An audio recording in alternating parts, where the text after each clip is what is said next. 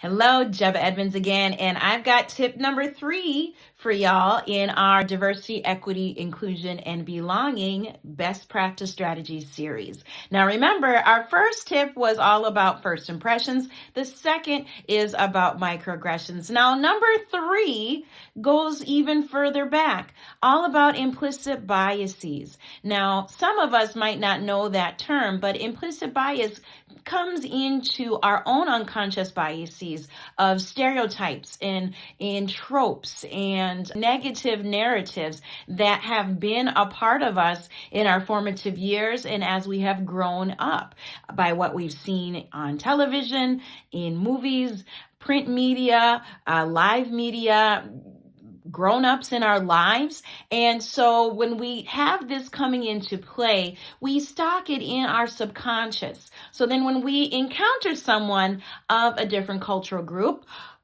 like I would do with my students, would be that file folder that would come up. And that's what it means by an implicit bias. Once that is dug up, and you say something out loud, what you have believed, that's what turns into that microaggression. So just wanted you to keep in mind of how we can study our own implicit bias. My favorite test that I share with all of my clients in the years I've done this business in Jebeh Cultural Consulting is the Project Harvard Implicit Test. That's going to be in the link below. It is free. It does not take your personal information, and it gives you a great litmus test of how you are faring in the various culture groups in your own unconscious bias.